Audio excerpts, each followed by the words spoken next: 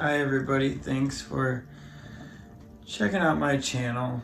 I just got back a few minutes ago from my godfather's wake. He was a really important, close person in our lives. It's a little bit of a bittersweet moment, and I was just kind of reflecting on life on the way home, just the nature of what is, so I guess my topic for this is sort of just talking about what is, the way things are from the way that I'm able to understand them. So I'm going to start first with the ultimate, in spiritual practice, the ultimate idea that most people aim or strive for, what they say is important, is to achieve enlightenment, right? Or in Christianity, it could be called the kingdom of heaven. And you could think of it as another place, but it's also here and now. And even in the Gospel of Thomas, Jesus says, the kingdom of the Father is spread over the earth and men do not see it. And then he says also, the kingdom is within and without, because it's everything, And so there's two ways kind of to look at enlightenment, because you get, the Buddha is a good example to talk about, because he was known as the original Buddah Siddhartha Gotama, the historically known Buddha, although everybody is said to have Buddha nature. He was the one that, got enlightened.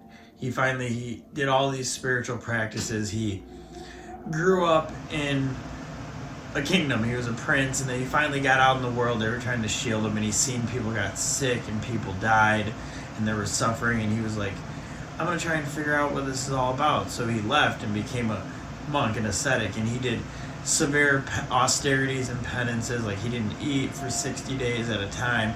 He did all kinds of spiritual practices, and he got really high. They would ask him to be, monks would ask him to be in charge instead of them. They'd be like, you can run this, and he'd say no, and he kept going. And so he wasn't really satisfied, and then he finally decided to sit under this Bodhi tree for 40 days. He was like, I'm either gonna get enlightened and figure out what this is all about, or I'm gonna die under this tree. And on the 40th day, he became enlightened, so to speak, and that was when he realized that he was done, that he was totally free, that he had, all his karma was done. There was no more separate self existing. That was him. And he thought about, should I even tell anybody about this? He was like, nobody will understand, and then these gods or spirits came to him, and they were like, hey, you should. They were like, there's lots of beings who the veil over their eyes is very thin, and they need to hear what you have to say, and you can get them free. So he decided that he would go out and he would go teach, and he went from there. But so the idea of enlightenment is basically this. There's two ways I want to go into this first.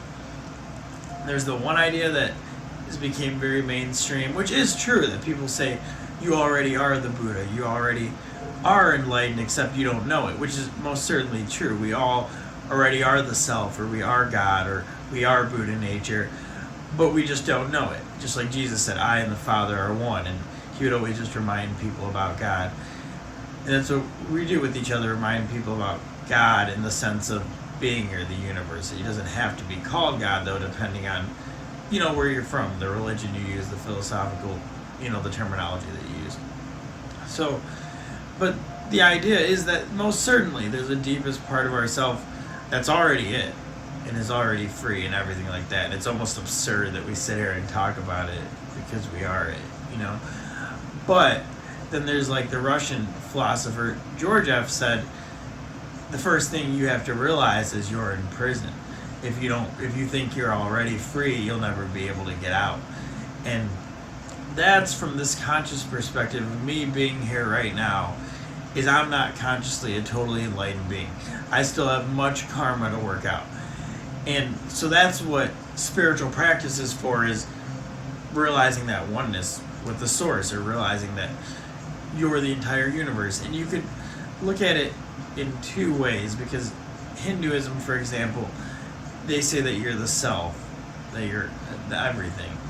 In Buddhism, they say that there's Anatman, it means there's no self, that there's not a you, which is also true, and it's just the extremes that meet at the end, because you don't exist really as a separate entity, But there's so many different levels, like, and that's what I thought about as my godfather passing away, is that, you know, he's a soul and awareness, and the soul moves on, you know, and whether souls, it depends on their own individual karma, whether they take birth here on Earth, or on a different planet, or in an astral plane, or a causal plane, or as an animal or an insect.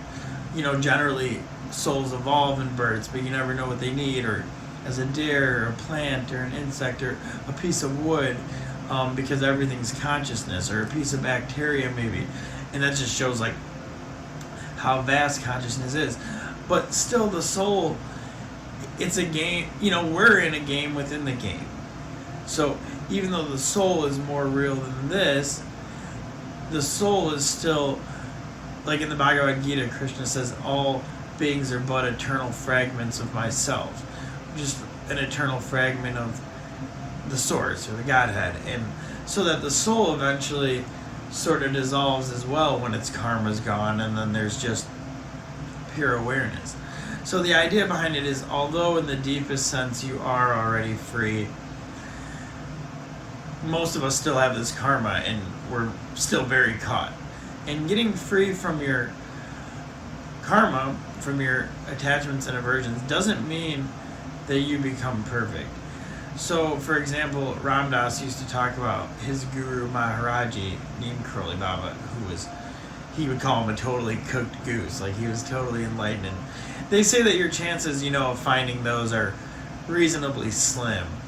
In the Bhagavad Gita, Krishna says 1 in 1,000 men seek me, seek the truth, and of that 1 in 1,000 know me only in truth. So that's 1 in a million.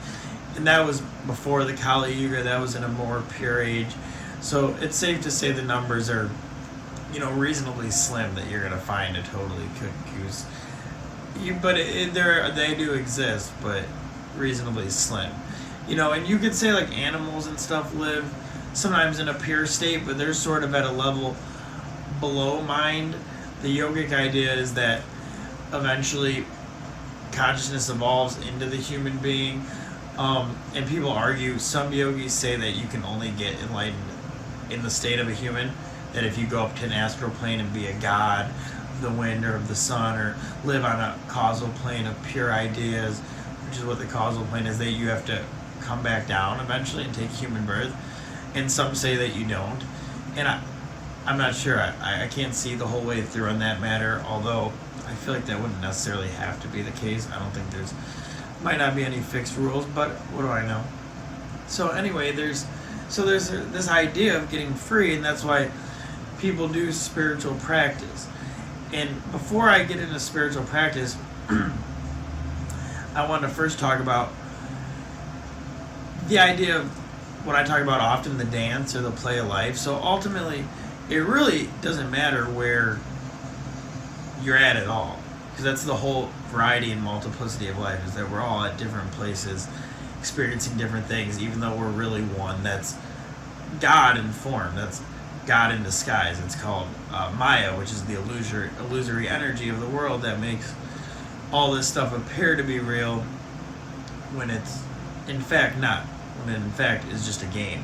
It's basically, Alan Watts would call it hide and seek, God playing hide and seek from itself. So everything, it is perfect just where it's at and just the way that it is. But part of that perfection is the growth process and the waking up to what is, to your true nature. So you go through samsara, it's called in Buddhism, through suffering. You go through all this suffering, you live 1,000,000 lifetimes or 1,000,000,000 lifetimes on all these different planes and as all these different beings, and then finally when you get past 6 o'clock, the halfway mark, instead of where you primarily just strove for pleasure, which is an attachment, and the avoidance of pain, which is an aversion, you finally start to wake up and decide, this isn't enough. Like in the Bhagavad Gita commentary, A.C. Bhaktivedanta Swami Prabhupada says that, we chew the chewed by trying to get everything we can out of pleasure. Like chewing the same food over and over again. It's never, you could have sex with everybody you want to have sex with, or make all the money you want to make, and do that for 100 lifetimes in a row and get all the power you want to get. And You want to be a king, you can be a king. And if your desire is to be a god, you can be a god. But ultimately, this is never going to lead to lasting peace. It just gets you deeper entangled. So you get past 6 o'clock, and that's when you start to kind of wake up, and that's when you do spiritual practices.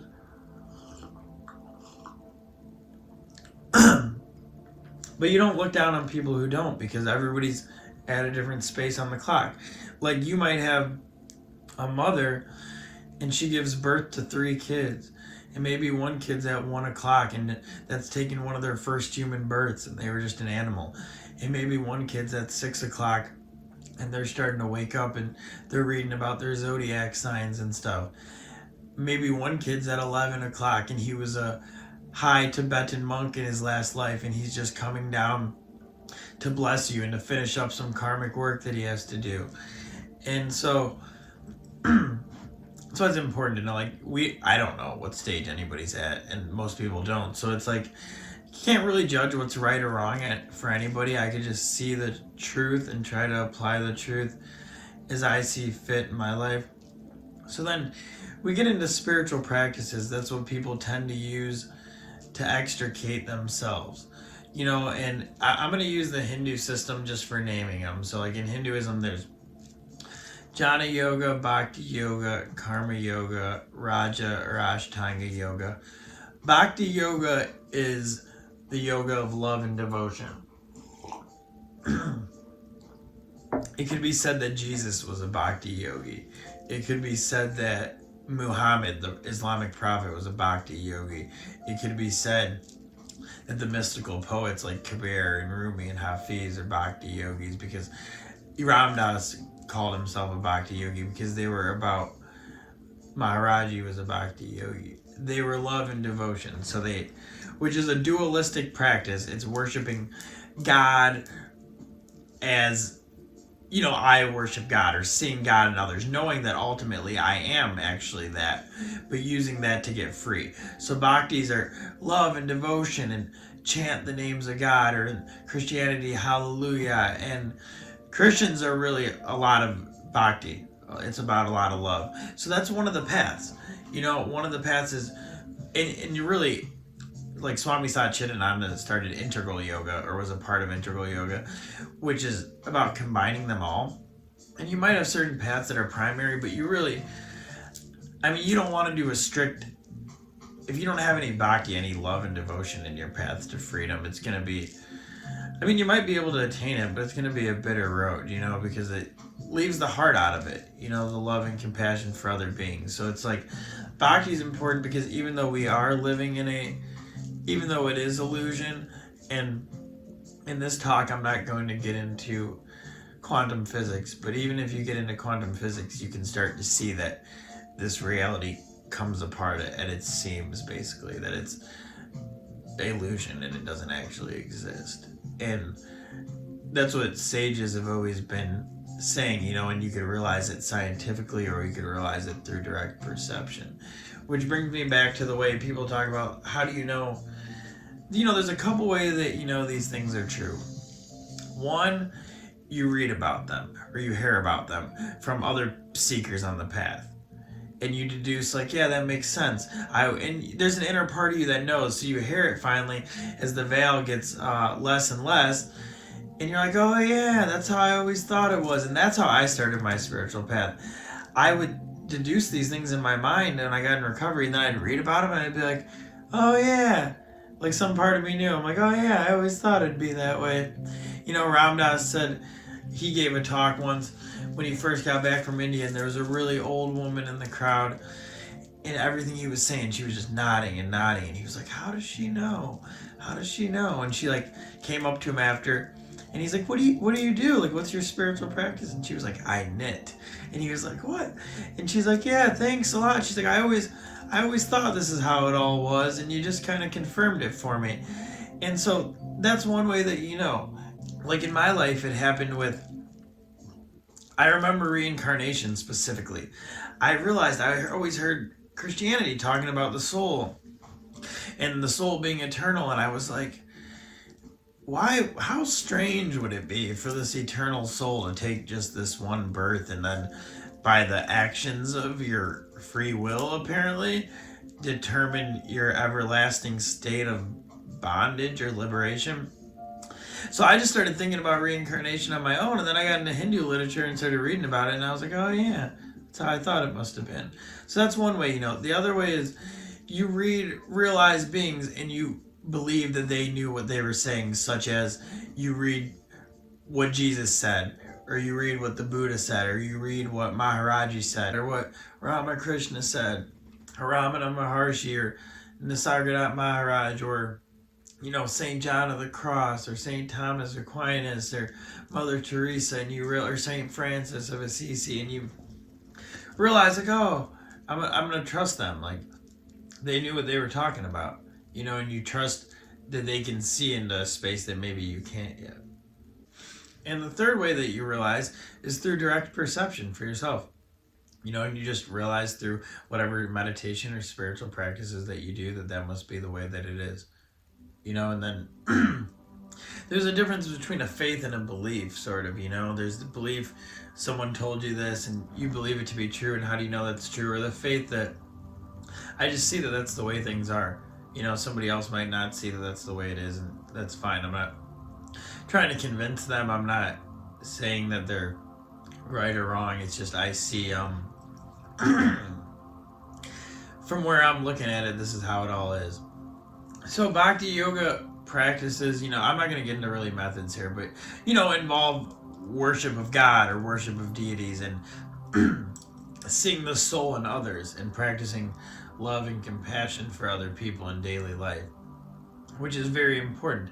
And then another method that people use, there's jnana yoga and the yoga of wisdom and insight, and there's different jnana yogis that I had mentioned, Ramana Maharshi and Nisargadatta Maharaj, that really use wisdom and intellect to see, basically to beat mind with mind. And they're the ones that'll tell you, don't do anything to help. Not that they don't help people, but don't worry about helping. Don't worry about doing good. Just look into yourself. Ask yourself, who am I? And every thought that comes into your mind, they would say, don't worry about the thought or where it goes, but think, who's thinking that thought? Who's the I that thinks? And that's a practice that can just keep bringing you more inward and inward and inward until basically it dissolves, and that's when there's only the real I, or the real self. That's everything. So inquiring into the incessant stream of thoughts and the sense of self and identity is a spiritual practice in itself that leads to freedom. That's where people realize that the you that you think you are doesn't actually exist. People also realize that during psychedelic experiences, sometimes when they see Ram Dass, again, for example, talked about his first mushroom trip, when he's seen all the different roles and identities he played in life, and they were just roles and identities, and they died away. And so the interesting part of roles and identities too, that I'll just touch on real quick, is when you come into this world, it's about what Jesus said. Actually, he said, be in the world but not of it. So that goes into karma yoga, actually, which is the yoga of action, doing things as service to God, or in other words, doing them without attachment, and ultimately realizing that there is no you, that there is no doer in the first place. And the whole idea is you live in the form, you're in the world but not of it. So you live actually more fully engaged in your roles and everything that you do, and you can work with passion, and you do a good job, and you fill your role as impeccably as you can. But that it's just a role, and it's not really the way it is. So you know that you're an illusion. I know right now that I'm an illusion, but this is my role, and this is what I do, and I'm doing it to the best of my ability, but I'm not so attached to the outcome, which goes back to the karma in the first place. Is when you do things with anticipation of result, when you do it attached to the fruitive actions, they call it in the Bhagavad Gita, when you do things with attachment to the fruits of your labor, that creates more desire, which is more karma that you have to work out down the line. So you go and take more birth. It's said that if you even desire to take the next breath, you'll take birth again. So we're on this grand scale of time. We're here though, and we're also on many different planes of reality simultaneously, which is also important for me to understand and think about and remember. And everyone has their different ideas about dying and this and that. The bottom line is, upon death, which is the ultimate illusion, and it's such a figure ground reversal, because death seems like the worst thing and it's really the sweet bliss, at the end of it. And it's interesting too, I was just talking about my brother earlier. It talks about in the Midnight Gospel on Netflix how we're all, especially in the United States, we're hidden so much from death. And like in India, yogis meditate at the burning ghats at Benares and other crematorium grounds and meditate on the dying bodies and the burning flesh. And with my godfather, I was grateful that we were able to see him at home passing away, and he was yellow and sick, and like it was really horrible. But that's inherent in all life. And if you don't like that, that's called aversion. And that's what leads you. That's just like attachment leading you to repeated birth and death. Aversion does the same thing. So attachment is like clinging to pleasure, avoidance, or aversion is the avoidance of pain. And so aversion, we don't, in the United States, for example, it's gotten covered up so much. You don't really see people die at the funeral. They're all embalmed and they don't look the same anymore. When they're dying in the hospital, you don't really see them. Nobody really talks about it. But like Buddhism would say, inherent in the seed that's born is its death. Inherent in you coming out of the womb is you're going to die.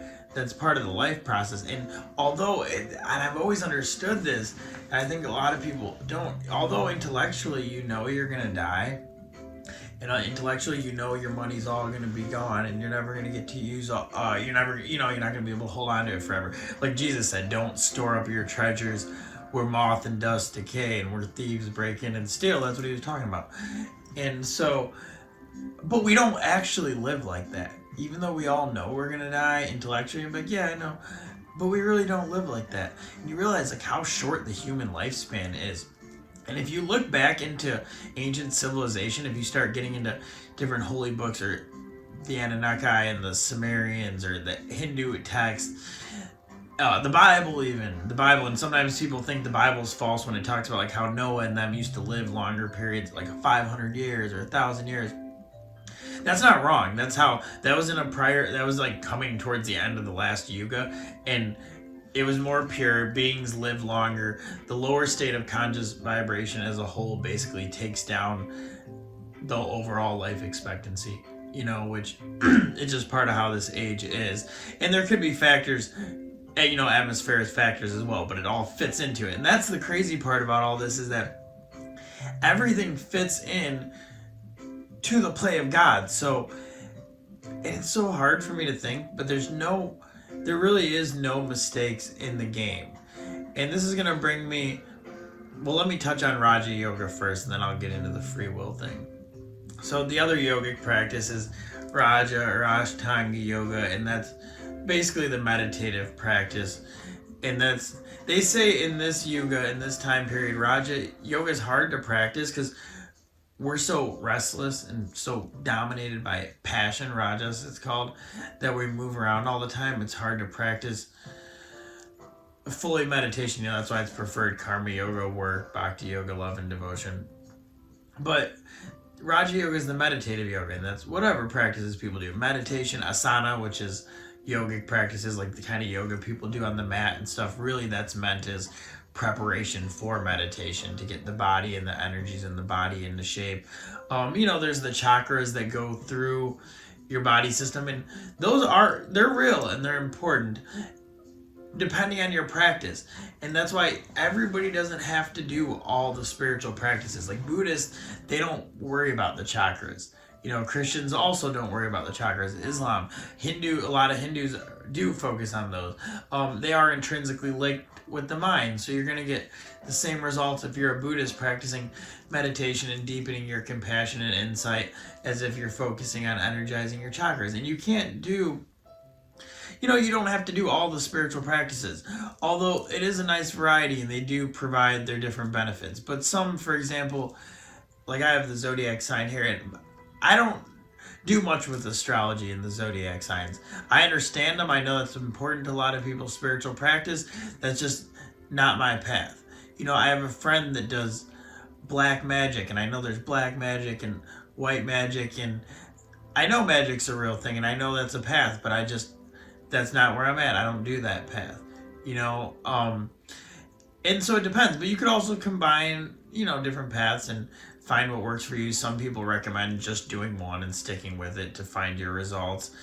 And, it could be argued both ways. Ultimately, everything leads to the same place, but I think there could be a benefit in dedication to certain spiritual practices or methods, for sustained periods of time. And sometimes they might change too. So anyway, I wanted to get into this idea of perfection and free will, because we talk about all the time. Everybody likes to talk about everything happens for a reason. There's no mistakes. It's all part of God's plan. I showed up in this spot at this perfect time and it saved somebody's life. Or this person walked in and said exactly what I need to say. But then you think that everything's done by your own choosing and your own free will. But if that was the case, how would this intermingling of things happen? How would they coerce if everything just happened to be by the chance of your free will? Then you can never say it was meant to be. But if you do say it's meant to be, then how do you have free will? Do you see what I'm saying? So the idea, before I get into it, just because most people believe wholeheartedly that they have free will.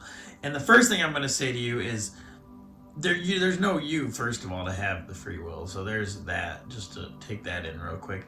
And second of all, the real you, which is the self, which is the whole universe, the deep down you. Alan Watts says the deep down you is the whole entire universe. And he says how we call ourselves I. He says, you're all I. You all know you're you.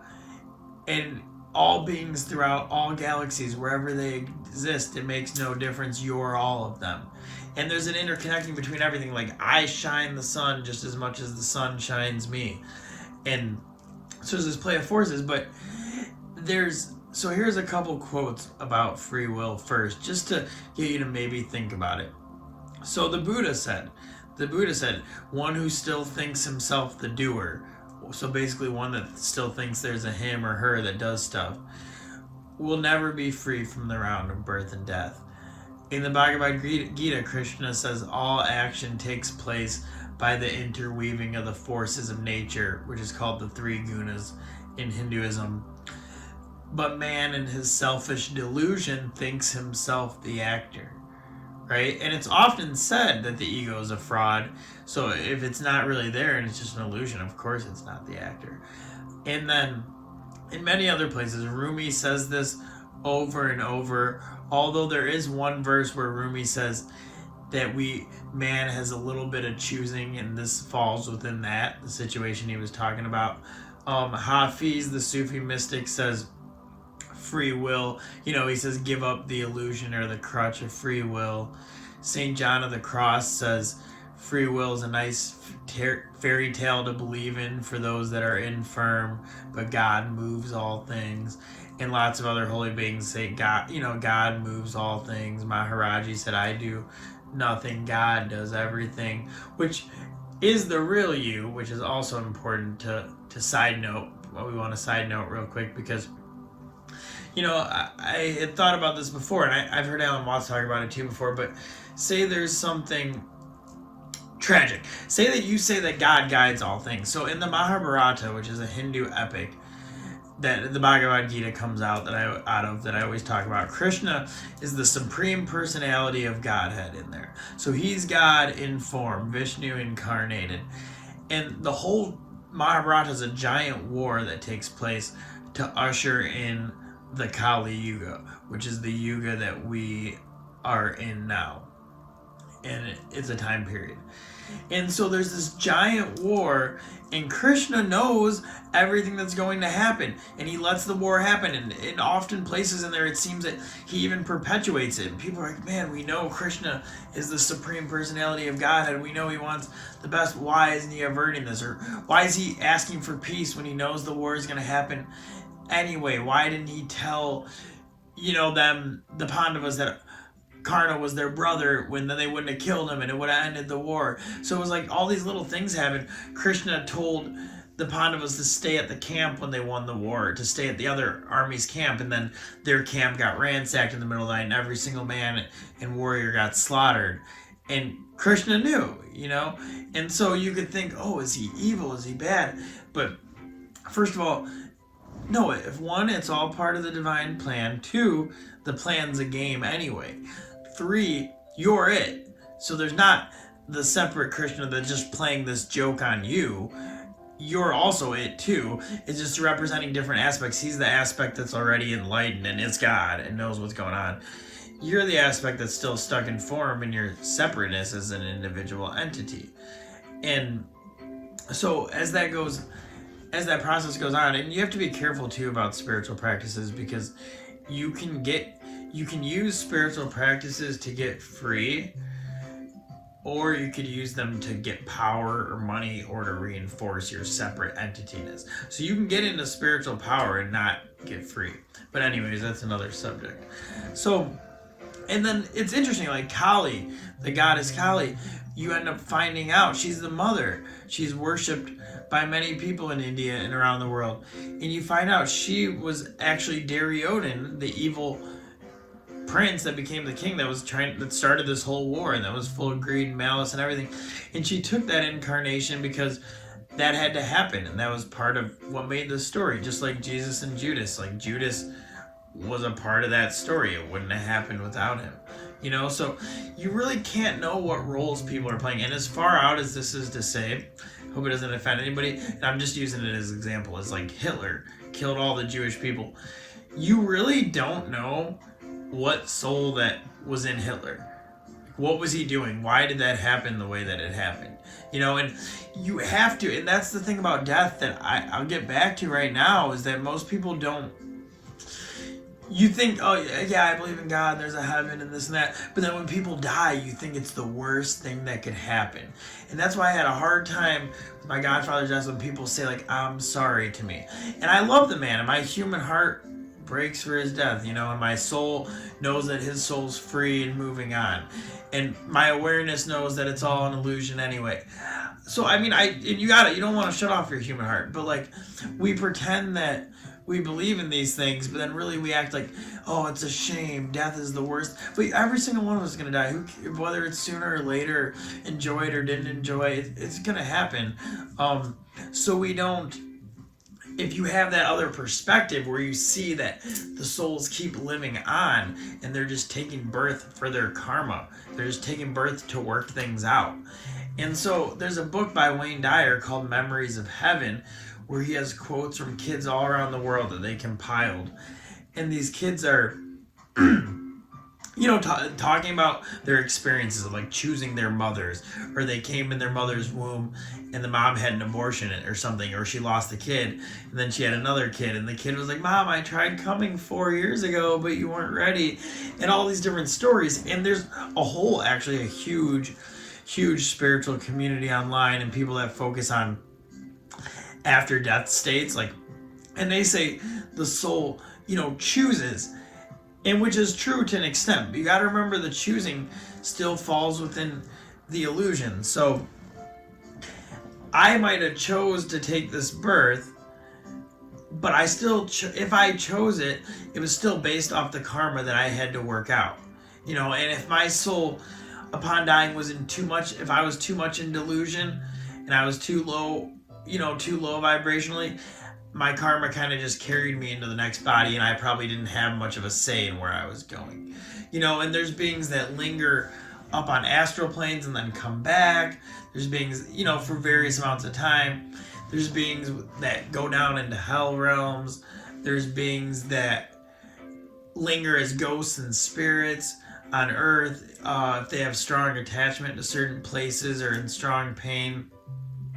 And all those different planes of reality are real, but they're just also relatively real, which it gives you a perspective. Like the Buddha said, a lot of people think Buddhism doesn't, like the Buddha didn't say that there was no gods or demons or anything like that.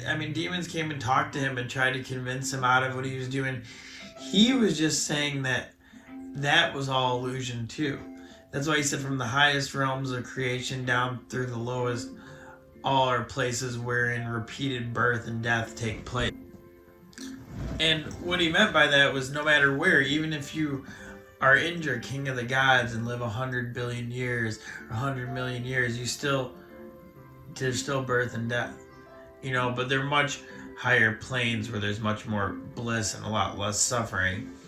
So the perspective is different, because if you can see all that, it makes you look a lot differently at death, where it's hard, like when someone's like, I'm sorry for your loss, like, and I thank you and I appreciate your sorry, but there's also a part of me that knows, like, there's nothing to be sorry for either, and there's a story about a Buddhist monk, and his son dies and he starts crying, and his disciple's like, Master, why are you crying? Like, you said this was all illusion, didn't you? And he said, yeah, disciple, but losing a son is the greatest of illusions.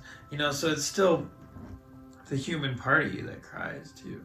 And so what a lot of, you got to make sure you don't get too far out, because a lot of spiritual practice, like we go back to enlightenment, it depends on the quality you bring to it. That's why it says, before enlightenment, chop wood, carry water. After enlightenment, chop wood, carry water. Because I could be doing whatever I do. Okay, say I ride my bike on the bike trail. I could ride the bike on my bike trail as a being full of distress and blah, blah, blah. Or I could be totally free and I'm riding my bike down the bike trail. It's the quality you bring to it. It doesn't matter the work. So a lot of times, it's like said in spiritual practice that you see mountains as mountains and streams as streams. And then as you dissolve into God, it's all one to you. And then as you come out enlightened, you see again mountains as mountains and streams as streams, but it's so much different now. There's a different quality to it, and you appreciate the separateness, because you know that that's just one aspect of it, and that really, there's the separateness, there's the oneness, and they're just manifestations that go together. And that's what it said in Buddhism is emptiness is no other than form, form's no other than emptiness. And it says nirvana, which is liberation, enlightenment, is no different than samsara, which is suffering, and suffering, samsara, is no different than enlightenment. And so when I was looking at my godfather when he was passing away, I noticed, and he was having all kinds of mystical experiences. He was waving to people and saying how beautiful it was, and asking like who this man is with the gray hair and this kid, and we couldn't, see anybody. So he was really you should see in his eyes that he was seeing people, and so that was beautiful. But I remember some of the times I was smiling at him because I seen him smiling, like even the decay, there's just a beauty to the whole dance, And I shared this earlier at the wake. He was very caught, and I love him so much. He was very caught, in his mind, in his ego. He was very averse to dying. He had an aversion, so he wasn't really okay with it at all, But the last week or so, you could see one day I went in the hospital and seen him, and I asked him how he was feeling, and he just took a deep breath,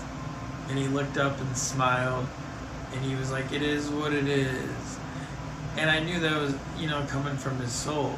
And then another time I asked I'm like, "Are you worried or anxious, or are you okay?" He's like, "No, I'm not worried."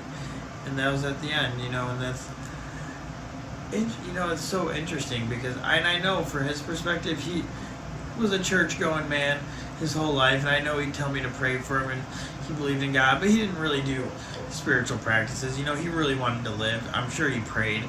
But I'm sure he didn't really know what was going to happen. So seeing all those things was definitely, beautiful for him, and that was definitely God's grace. So before I finish up here, I just want to intermingle free will, karma, and grace real quick. Try and touch on these three topics. So all I'm saying about free will is you don't have it like you think you do. And I can't see the matter wholly through, but there might be a little range of choosing. And I know you could have choice in coming down to the births you take, but like I said, that's also dependent on your karma. But you don't exist in this world in the way that you think you do. That's for certain. And the whole cause of rebirth and continued suffering is thinking there's a you that's the doer, which creates more karma. And so, and I people say like, man, God's greatest gift to man is free will, but man is a part of that self as well. So it's like, that's why they say God moves all things, the one moves all things. And so it's very tricky, and you kind of got to bounce out of these different levels, but you don't want to hold completely tight and fast to free will, because that's ego, really. Just you thinking you're the doer. You thinking you're the doer. And especially until you're free, you're under the modes of nature anyway, and you're carried this way and that way, a slave to desire. And so you can look at it like this, man. Like, did you choose your desires? Did you decide that you like chocolate ice cream better than vanilla? Or that you like riding a bike better than golfing? Why does someone else like one thing and you like another thing? When you make a choice, you could say, oh, I decided to make that choice to turn left and go to that gas station instead of turning right to go to that gas station. But if you didn't know anything about, what do you mean you decided? Who decided? Where did that come from? You know, what is that about? Who decided to decide? Or who witnesses the witness? It's another question, like witness your thoughts.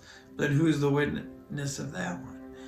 And so it's important, if you can't see through, like I can't penetrate all the way through there. I don't have that power. But to take it lightly and know that it's not just all the way it seems, you know? And that's what I'll sometimes do. When I get real moments of quiet, I'll be like, wow, it's real far out. Like, this whole thing, like, it just isn't, like, who knows how it's supposed to be? You know, it just isn't the way that it all seems. And so, grace, and the Christian mystics say it all the time, is that you only get enlightened, or you only find oneness or union with the beloved through grace. And what they mean by that, and Maharaj, he said, you do the spiritual practices and wait for grace, is like, you have the longing for God. And that's also another thing to question with your free will.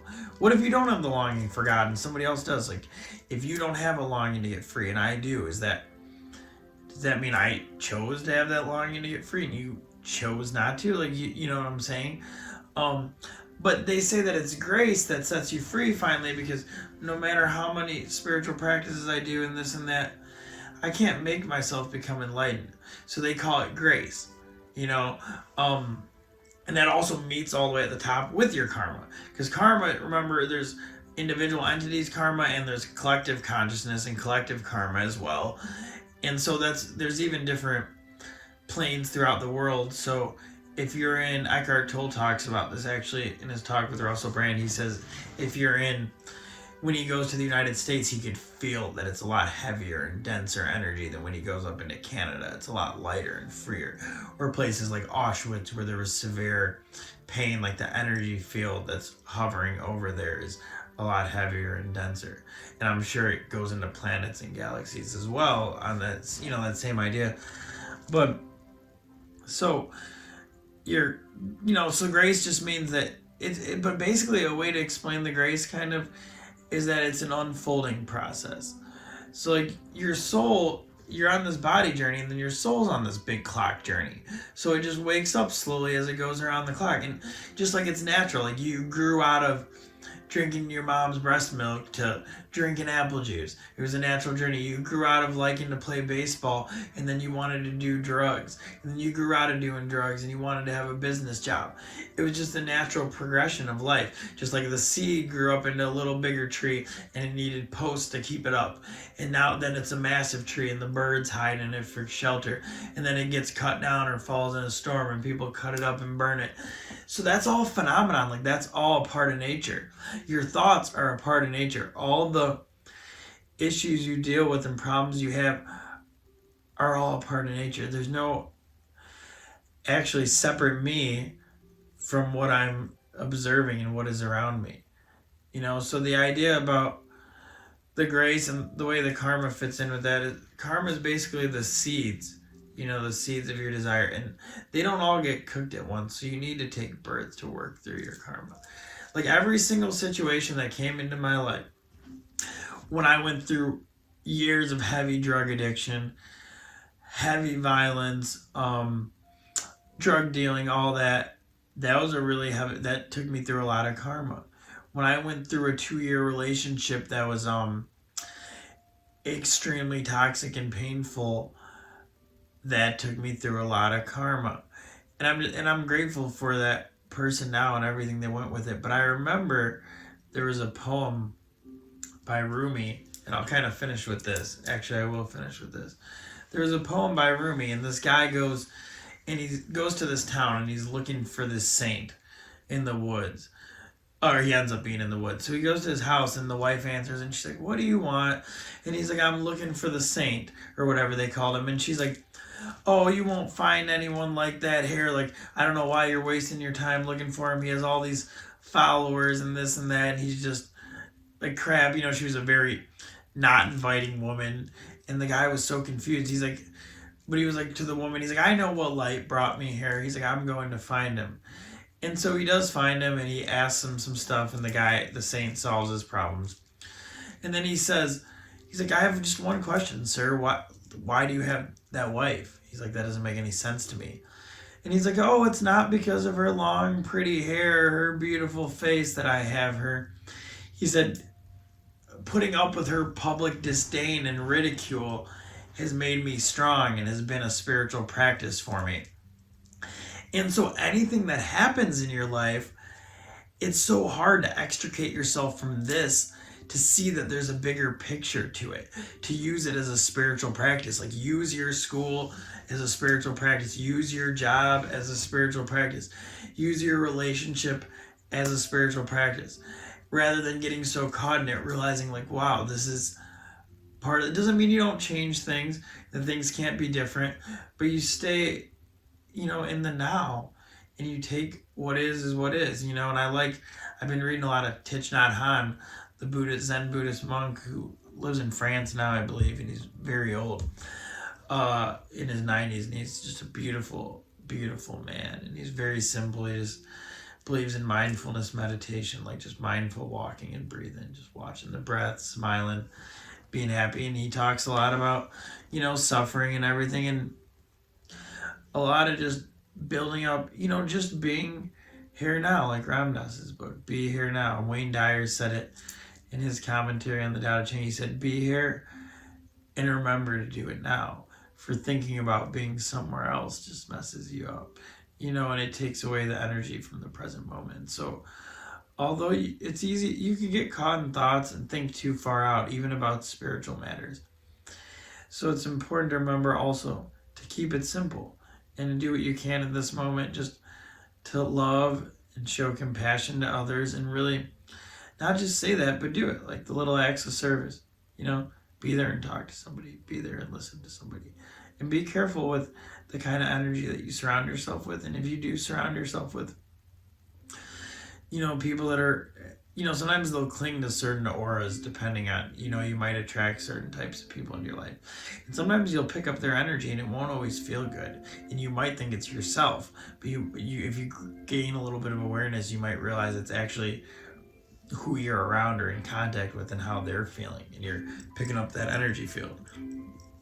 So anyways, yeah, thanks for listening to me talk about this. So yeah, I guess it all just comes down to, for me, is just being present and being here now. I mean, that's really what it's all about, is just honoring and living on all planes of reality simultaneously.